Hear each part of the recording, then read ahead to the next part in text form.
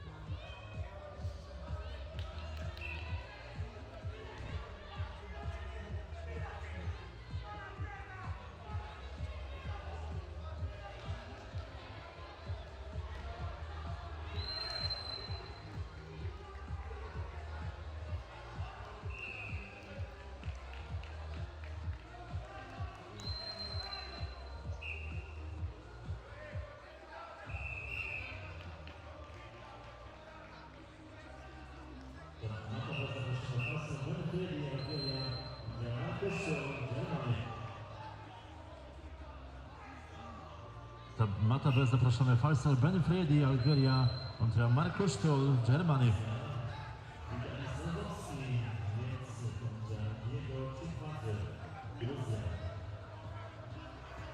Zmiana. Witalis Lazowski, Niemcy kontra Diego Czikwadze, Gruzja.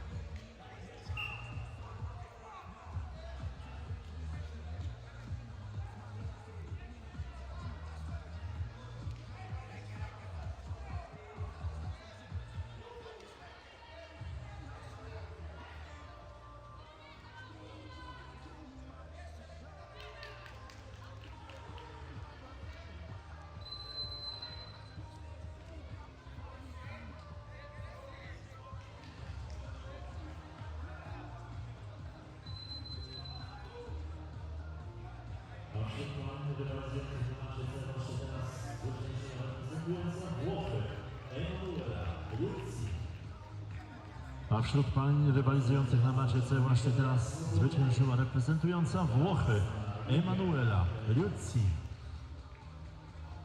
Mata C już teraz zapraszamy Wiktoria Slobodyniuk kontra Oksana Liwiach, Ukraina.